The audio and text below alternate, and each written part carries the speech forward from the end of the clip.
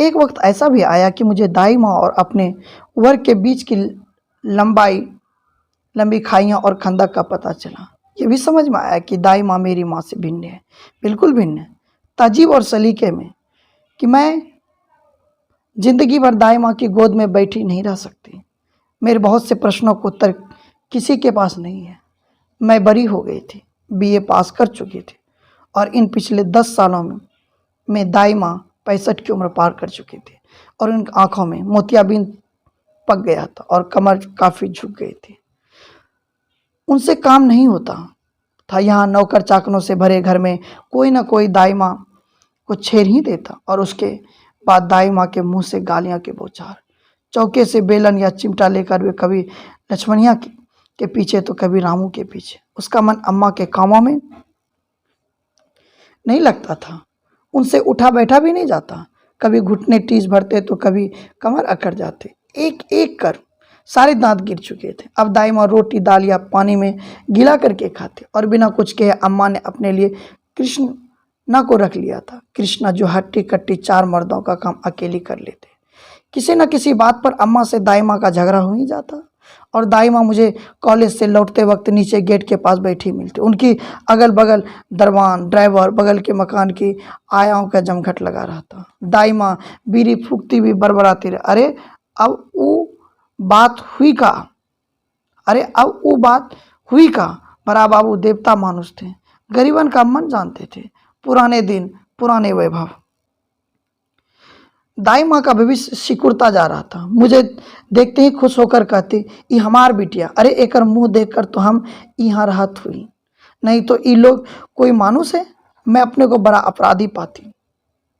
लगता है आज फिर अम्मा से झड़प हो गई। इन दिनों में बड़ी हो गई थी, अम्मा का दर्द भी समझने लगी थी। जो भी हो, जैसे भी हो, मेरी माँ है। अम्मा मजबूत नहीं रहती तो चाचा लोग हमें रास्ता पर बैठा देते। कुल मिलाकर एक और भोली संवेदना थी, कोई लाग लपेट नहीं, कोई स्वार्थ नहीं, तो दूसरी ओर परिवार की इज्जत और आन बान बनाए रखने में जी जान से संघर्ष करती हुई अम्मा को ही क्या मिला? उन्होंने अब कब दुनिया देखी? एक एक पैसे जोड़कर घर चलाती हुई 4 बेटियों की माँ। उन्हें क्या बड़े भैया के हालचाल, उनकी रईसी का पता नहीं था? अम्मा को सब समझ में आ रहा था, पर वे क्या कर सकती थी? आय थोड़ी, खर्च घना। अम्मा गहरी सांस छोड़ती हुई कहती, एक बार मैंने ही कहा, अम्मा अपने यहाँ इतने नौकर ही कि क्या जरूरत, सारा खर्च तो 10-10 नौकर दासियों के ऊपर। तू सबसे पहले दाई माँ को देश भेज, अपने खाए पिए तो कोई मना ही नहीं, पर बर्बादी, आए दिन तो उनके मेहमान आते रहते हैं। सबकी लीडर हो रही है। अभी पतीले भर के नींबू का शरबत नीचे ले जा रही थी। चीनी के पैसे नहीं लगते क्या? पर टोकते ही बर्तन पटक कर जो नाचती है कि क्या बताऊं। हमार मन ही आएगा तो हम पानी भी नहीं पिलाऊंगा। दोपहर से नीचे बैठी है, खाया पिया भी नहीं। आप ही बुलाओ ना दाई, आप ही बुलाओ ना भाई, भाभी ने कहा। सबको पता था मेरे बुलाने से ही वे यूँ आएंगे, पर आज शायद दाई माँ का मन दुखी था। बरामदे में काफ़ी देर तक रोती रही। दाई माँ का रोना धोना मुझसे अब बर्दाश्त नहीं होता। यूँ भी आजकल घर में मनहूसियत छाई हुई। बड़ी भाभी ज़्यादा ही बीमार रहने लगी। अम्मा पानी की तरह पैसा बहा रही थी। कोई यह ना कह दे कि बहू का इलाज नहीं कराया, पर भाभी जी की दोनों किडनियाँ खराब होती जा रही थी। धीरे धीरे मरती हुई भाभी बड़ी बड़ी आँखों से अपने 7 बरस के बेटे को देखती हुई डॉक्टर से पूछती, हम ठीक हो जाएगा ना डॉक्टर बाबू? अम्मा चुपचाप अपने कमरे में रोती रहती। बाबूजी के मरने के बाद अभी हाल ही में तो घर के हालात ठीक हुए थे। अभी तो अम्मा को लगा था कि चलो हाथ में 2 पैसा आए, फिर सरोज की शादी वे धूमधाम से करेगी। और अभी यह विपदा, बेटे का घर उजड़ रहा है। हाँ, तो मैंने उस रात दाई माँ से बातें की, ए बिटिया, हम तो तुहार मुंह देख कर हैं इस घर में, नहीं तो कब की चली जाती हैं। अब की बेर तो हमार छेदी आवे नहीं दे रहा। कहत रही माई तू काहे को अब नौकरी करेगी, पर हमार जिम्मेदारी तो तू है ना, तो के बिहाय के हम गंगा पार करब। दाई माँ तुम एक बात सुन लो, मैं अभी ब्याह नहीं करूँगी, और तुमसे इतनी खटनी होती नहीं। ये लोग तुमसे व्यवहार भी अच्छे नहीं करते। पर हम तो के छोड़कर कैसे जाओ। वो राक्षस दाई माँ, वो पुरानी बातें हो गई हैं और मैंने अपने को संभाल लिया है। भैया मेरा कुछ नहीं बिगाड़ सकते। कैसे? मैंने उनको कड़ी धमकी दी है। अरे अब का धमकी माँ धरा हुई। औरत का जीवन एक बार खराब हो तो हरदम। दाई माँ, तुम पुराने ख्याल की बात करती हो। तुम्हार अंग्रेजी का किताब में ये सब लिखा है का? नहीं दाई माँ, औरत को अपने पैर पर खड़ा होना चाहिए। देखो, तुम नहीं कमाती तो तुम्हारे बच्चे का क्या होता? अरे हम कौन खुशी से कमाने निकले, हमार भतार नहीं था तभी ना। आज बड़ा बाबू होता तो कब का तुहार ब्याह हो जाता। अब तक तो हम नाती का भी मुंह देख लेती। मेरे शब्द दाई माँ तक नहीं पहुंच सकते थे। समझाना बेकार था, बहस से फायदा नहीं था। नाभि केंद्र से जुड़ा हुआ प्रेम तर्क नहीं समझ सकता। मैंने बस एक काम यह करना शुरू कर दिया कि अपने पैकेट मनी के पैसे में से जो भी 10-20 रुपया बचता दाई माँ को पकड़ा देती। दाई माँ, तुम्हारे मिलने जुलने वाले आए तो उनको बाजार से मंगवा कर खिला दिया करो, क्योंकि सबकी झकझक सुनती रहती हो। परीक्षा के बाद गर्मी की छुट्टी पड़ी थी। यूँ भी छुट्टी हमेशा मुझे बुरी लगती, घर काटने दौड़ता। रविवार का दिन फिर मुझे कभी अच्छी नहीं लगता, क्योंकि अम्मा की शक्ति और भी बढ़ जाती। जी लोगों का अम्मा का हुकूमत होता, इन दोनों छोरियों को काम सिखाओ। यह सिलसिला स्कूल के दिनों से ही चलता आ रहा था।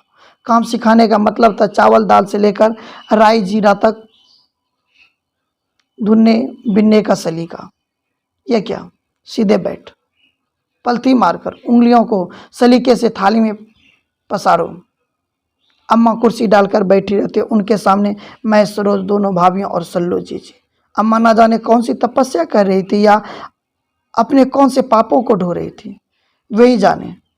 आज उस अतीत से मैं इतनी दूर निकल आई हूँ कि एक सच्चाई को सामने रखने का मन तो करता है, पर निर्णायक होने का नहीं। जो घटा सो घटा। वास्तविकता तो यह है कि मैं कभी अम्मा के स्वरचित नरक को स्वीकार नहीं कर पाई। अम्मा ने एक दिन फरमाया था कि तुम लोग मेरी मूर्ति बनाकर घर में रखना। एक बार जाड़े के मौसम में कड़ाके की सर्दी पड़ रही थी।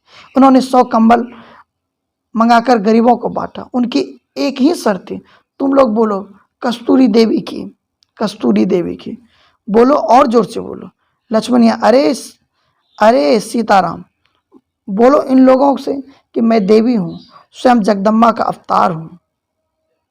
मेरे बच्चे मेरी पूजा करते हैं। मन किया कि अम्मा से कहूँ, अम्मा प्लीज़ आप देवी होना छोड़ दीजिए। एक साधारण औरत की तरह जीवन में थोड़ा तो सुख भोगिए, कभी तो कहीं आया जाया कीजिए। पर नहीं, एक एक करके मानवीय प्यार के उष्मा के सारे दरवाजे उन्होंने बंद कर दिए थे। वे ज़मीन पर नहीं बैठ सकती थी। उसका कहना था कि डॉक्टर ने हार्निया का ऑपरेशन ठीक से नहीं किया, पैर की नस कट गई है, अतः वे नीचे नहीं बैठ सकते। हालांकि डॉक्टर AK सैन इस बात को नहीं स्वीकारते। वे जब भी कहती भी कहीं जाती, यदि आवश्यक हो तो उसकी कुर्सी गाड़ी की डिक्की के नीचे रखी नजर आती। दोनों नौकर पीढ़े पर उनको बैठाकर नीचे उतारते और साथ में 2 नौकर। एक आया और भाभी जी लोगों में से किसी एक को जाना पड़ता। उनके आने जाने की भी गिनी चुनी जगह थी, नानी जी के यहाँ या फिर जी लोगों के यहाँ। यदा कदा किसी की बीमारी सीमारी में चाचा ताऊ के यहाँ उन्होंने आना जाना बंद कर दिया था। तपस्या कठोर, उमा तपस्या। और जब भी परेशानियाँ होती, परिवार में कोई झमेला होता, तो अम्मा की सारी बीमारी भाग जाती। एक अजीब सी चमक, एक आत्मलीन समाधिस्थ भाव में उनके चेहरे पर देखती और अपनी इस रौ में उन्हें होश नहीं करता। लेकिन सब कुछ घट जाने के बाद उनके पास बची रहती एक खट्टी निराशा, ठगे जाने का हताश भाव, स्वार्थी दुनिया को चालबाजियाँ। पहले वे किसी का कुछ करती, फिर दुखी होती। उनका यह स्वभाव तो अब जी लोगों के लिए भी मुखर होता जा रहा था। वे दुखी होती अपने ही बच्चों के स्वार्थी स्वभाव, उनके आपसी होर तथा जलन कुरन पर। धन के ऊपर बड़े भैया के कसते हुए लौह शिकंजे को देखकर एक दिन कॉलेज से लौटकर मैंने देखा, छोटी भाभी जी अम्मा की सफ़ेद धोती में कारी लगाकर महीन टाँके डाल रही थी। मेरे मुंह से निकला, भाभी तुम क्यों मेहनत कर रही हो? दाई माँ को ही तो पहनना है। अपने ही सिल लेगी। भाभी जी कुछ बोले, इससे पहले अम्मा का स्वर था, 100 रुपये के ये महीन धोती जोड़े तेरी दाई माँ को दे दूँ? क्या हराम में आता है पैसा? क्या है, जरा सी कारी लगानी पड़े तो रात को तो मैं पहन ही सकती हूँ। ओफ, मेरा अंतस चीख उठा। अम्मा, मेरी अम्मा जिन्होंने कभी फटा हुआ कपड़ा सिलकर नहीं पहना, वे आज ठिगली लगाकर धोती पहन रही है। और कल ही तो बड़े भैया और भाभी प्लान से दिल्ली गए हैं। अभी महीने भर पहले तो सल्लो जीजी को ससुराल जाते वक्त बक्सा भरकर अम्मा ने इतने सामान दिया था। कहाँ से आए थे ये पैसे? और अम्मा, क्यों तुम हमेशा अपनी आहुति देती रहती हो? पर नहीं, हिम्मत नहीं हुई। उनसे प्रश्न करने का अर्थ था गाल पर थप्पड़ खाना। बस मैंने धीरे से समझ लिया, अपने मन में निश्चय कर लिया, अब इस घर से एक पैसा नहीं लेना है, कभी नहीं। पर मैं भी तो अम्मा के रास्ते पर ही चली। क्या पुरुष के प्रति देवत्व का भाव, एकनिष्ठ श्रद्धा, तिलतिला कर स्वयं के छोटे छोटे मुखर का गला घोटते जाना मैंने भी नहीं स्वीकार कर लिया था? क्या लड़कियों के मन में अचेत में अपनी माँ का ही रूप नहीं बसा होता? बात की जिंदगी में जब भी बार बार चली गई हूँ, मैंने स्वयं को ही देश ठहराया है, या फिर गहरी पीड़ा अंतर्द्वंद के क्षणों में कहीं अपने सारे आचरण में अम्मा के ही व्यवहार की छाया देखी है। ममता, हाँ, दाई माँ की भोली निष्पाप ममता। क्या दाई माँ जैसी स्त्रियां आज भी है? अम्मा को तो अपने ठोस आम के प्रति, अपने ही खून के कतरों के प्रति ममता और त्याग था, पर दाई माँ एक पराई बेटी के प्रति उसकी वह प्रगाढ़ ममता, एक निष्ठ प्यार, इतना विशाल मन। दाई माँ के प्यार में सत्ता का संग्राम नहीं था, उसके निश्चल वात्सल्य में कोई अपेक्षा नहीं थी। पर क्या मेरा कर्तव्य है या फिर मेरा सौहार्द कि मैं खुद अपनी माँ के कफन के कपड़े सिलूं? और यदि समझो मैंने सिल भी दिया तो क्या मुझे अपने व्यक्तित्व की खामियां नजर नहीं आती? उन्होंने तो एक चौखटे के भीतर जिंदगी हासिल की, घर से बाहर 3 कदम भी नहीं चली होगी, पर मेरे कदम, मैंने तो 3 डग में दुनिया नापने की भी सोच ली। और जब कदम घर से बाहर निकले तब क्या वे नहीं डगमगाए? सपनों की दुनिया में तो मेरी भी थी, मगर सच्चाई तो यह थी कि मेरे बौने कदम 3 गज की धरती भी नापने में असमर्थ थे। और चौखट के बाहर निकलने से जिंदगी क्या रहमदिल हो जाती है?